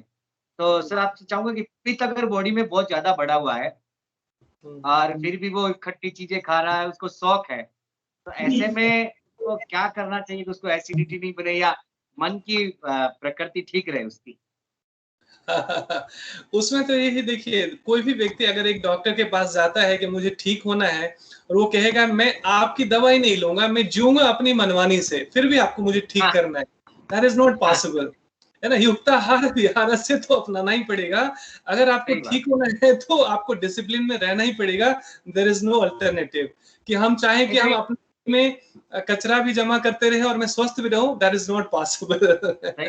हमारे एक संस्थान में एक ऐसी लेडी आती है तो वो रोज इस बात की चर्चा करती है, मैंने कहा देखो खट्टी वट्टी चीजें बंद करो, योग का अभ्यास करो थोड़ा सा, तो कुंजल क्रिया वगैरह मैं सलाह देता हूँ उनको, पर वो मैंने कहा चलो नहीं सर, बहुत बहुत धन्यवाद आपका, बहुत सुंदर भाव से आपने वास्तव भगवत गीता का जो भी था बहुत सुंदर था। Thank you so much. Thank you. Hare Krishna प्रभु जी, प्रणाम। हरे कृष्ण। हो सका ये या जी जी प्लीज जी प्रणाम। जी। आज का सेशन बहुत ही प्रणाम मैडम। या बहुत ही इंफॉर्मेटिव रहा हमारे लिए। भगवत गीता का अध्ययन हम लोग एक योग शास्त्र के रूप में करते हैं, लेकिन आज आपने योग चिकित्सक के रूप में जब उनका आपने एक्सप्लेन किया तो एक बहुत अलग हमको ध्येय मिला, उसको फिर से सारे अध्याय को एक अलग रूप में पढ़ने के लिए। तो थैंक यू सो मच, आपका बहुत बहुत आभार। प्रणाम प्रभु जी। Thank you. समय सीमित था इसलिए थोड़ा सा मैं फास्ट जा रहा था, बट सागर में गागर समेटने का प्रयास जितना भी भरसक प्रयास था, वी हैव ट्राइड। हमारा प्रयास यही था जो कम से कम पूरा स्कोप है गीता में, थोड़ा सा लिमिटेड टाइम में 45 मिनट में या हाफ एन आवर में आपको बताना है जी। तो अकॉर्डिंगली ही फॉलोड इंस्ट्रक्शंस और थोड़ा स्पीड में श्लोक को लेकर के चले गए, तो एक श्लोक में 40 मिनट लग सकता है, हमें ऐसा लगता है। तो एक घंटे ने मतलब हम लोग एक श्लोक को एक्सप्लोर करते हैं तो it takes around 45 minute to 1 hour in one shloka. जी जी जी। ओके ओके जी। I think can I speak? Ramya ji kindly, या प्लीज मैं आप कौन है, नाम बताएंगे क्या?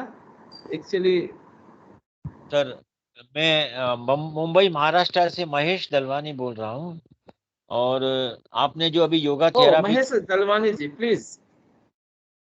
सर तो जी, मैंने जी। आपका सेशन थोड़ा नेटवर्क इशू की वजह से 10-15 मिनट मेरा मिस हुआ था। I apologise for that delay, late joining.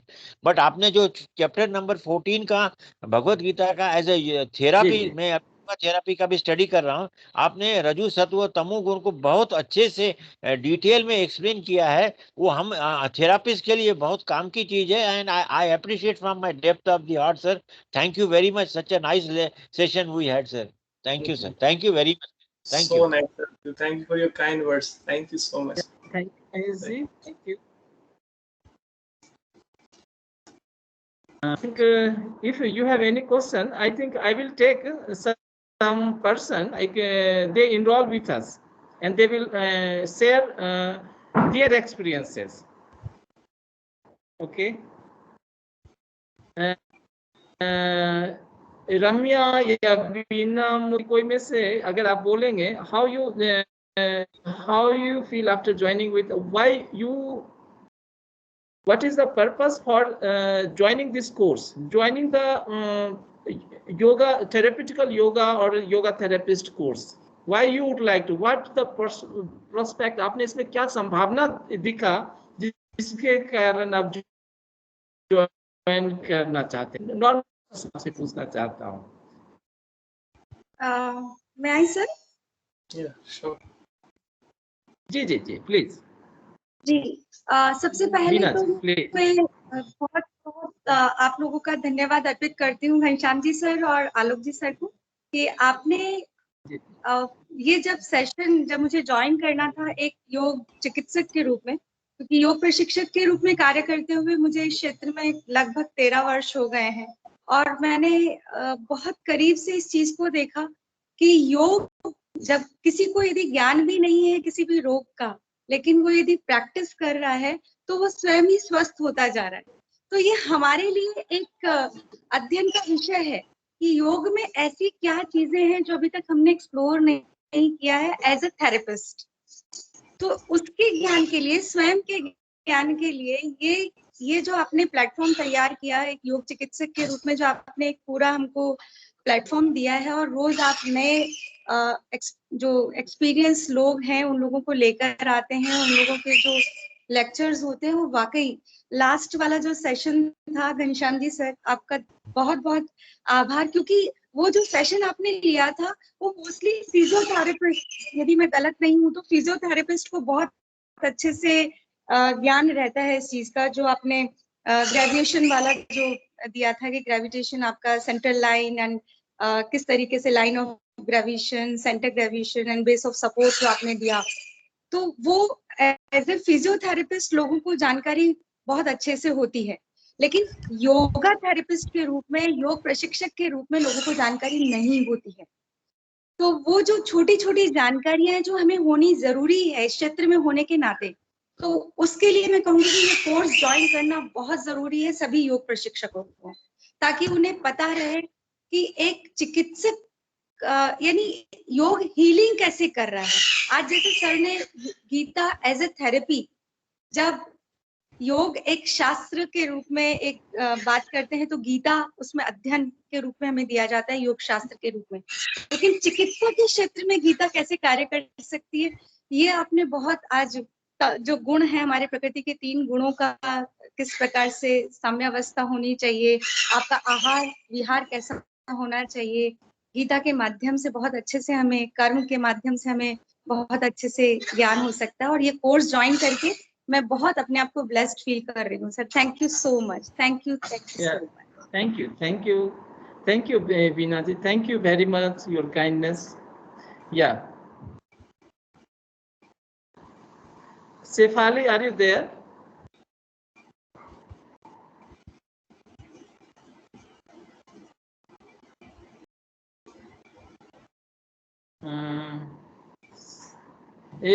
Priyanka Singhvi.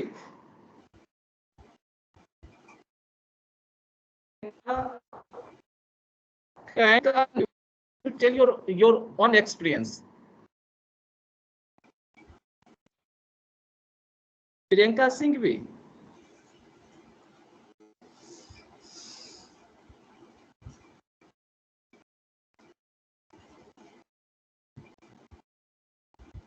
I think she's okay.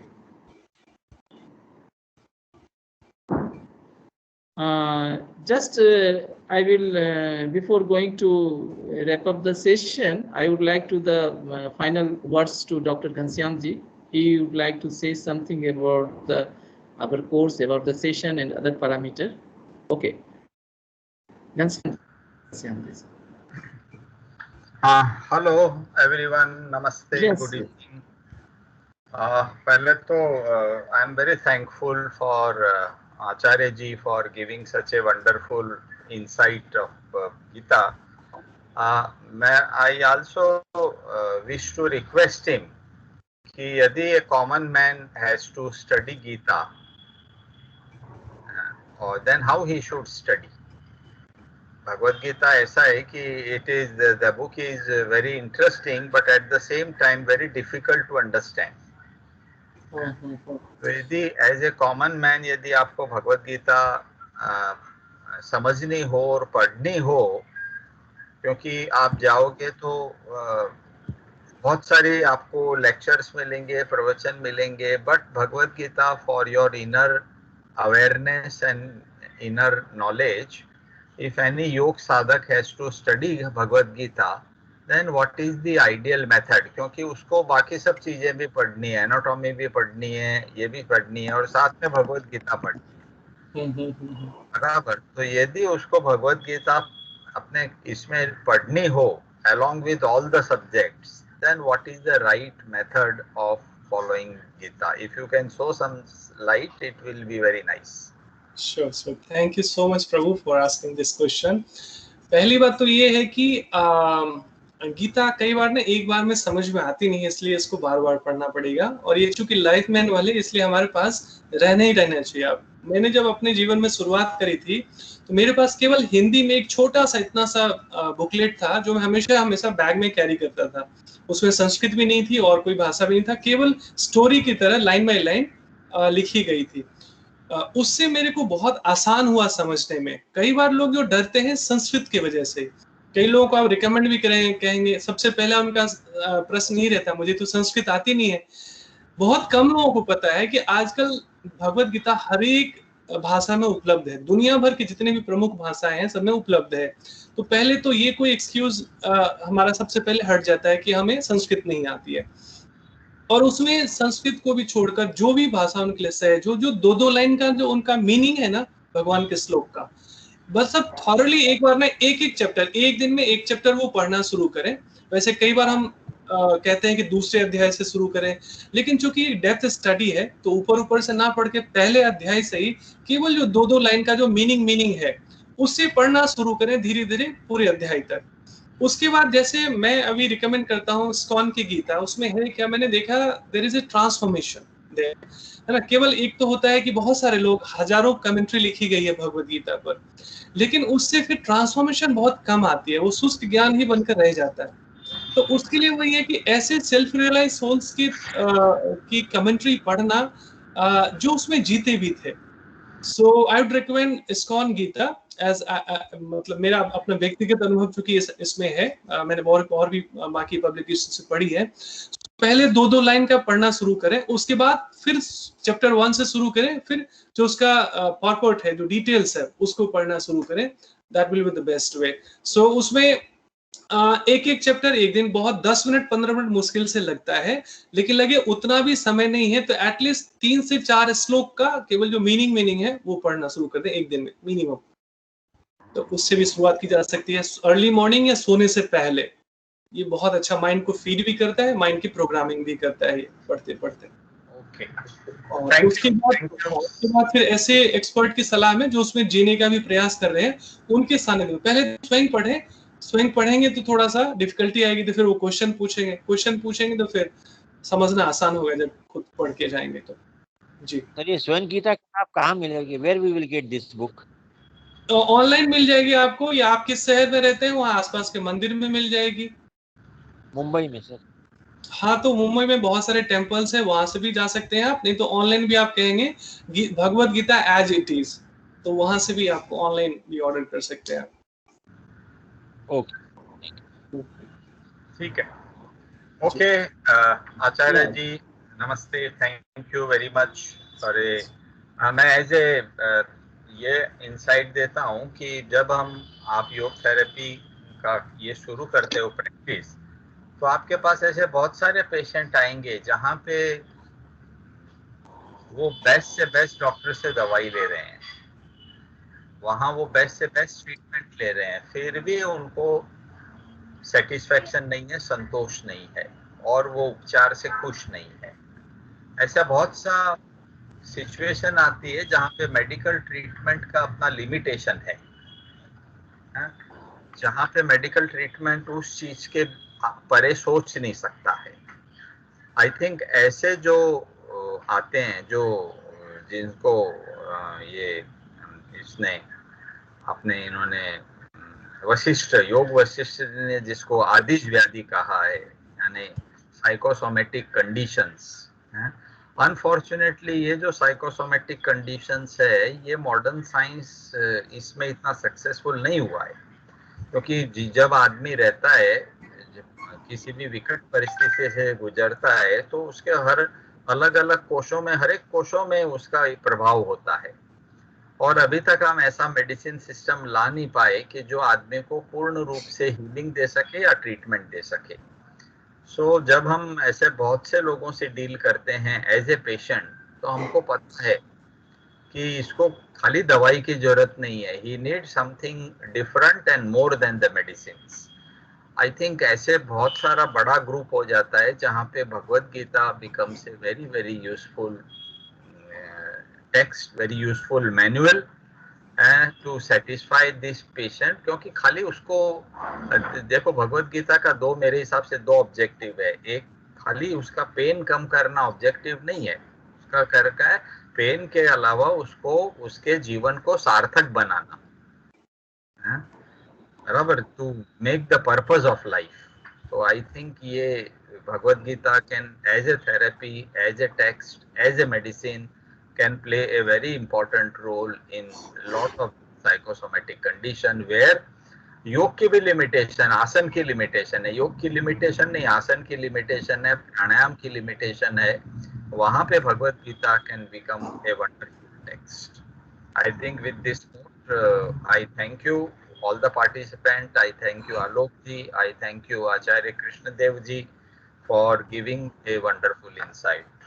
Hare Krishna. Yeah, thank you very much. Thank you very much participants who joined with us for the wonderful session. Thank you very much. Hare Krishna. with us, and you Am I appreciate audible? you ask the few questions. I really all the participants. Yeah, I Thank want you to very much. ask you one question. Thank you. Hello? Please, Hello, am I please audible? ask. Yeah, please ask. Yeah, अभी you are आपने जो audible. Okay thank you sir, आपने जो explain किया है युक्ताहारा का और सत्व गुण रजत गुण तमो गुण का भगवत गीता के हिसाब से, लेकिन इसका जो आप थेरेपी का कोर्स कर मतलब सोच रहे हैं, तो उसका चार्जेस वगैरह कुछ है?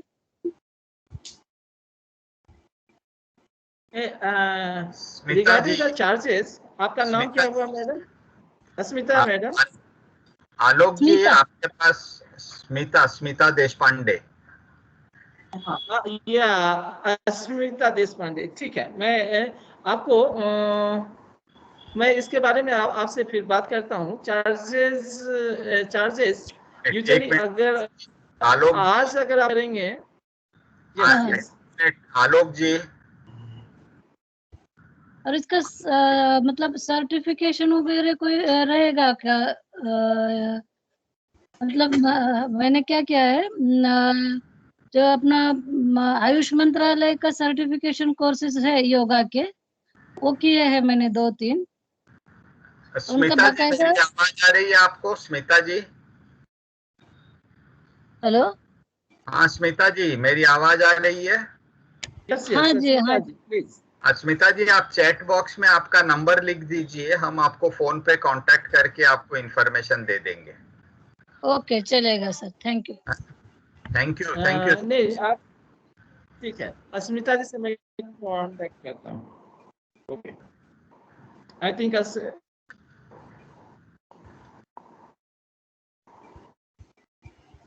या चैट शायद इनेबल नहीं होगा। Just kindly Asmita ji, kindly tell your contact number. Okay.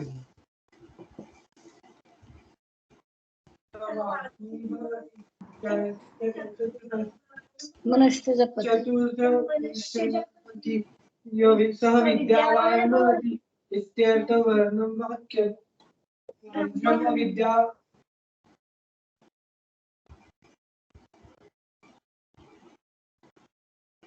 Okay, I will contact. Now we wrap up the session. I call to Asmita ji in later on.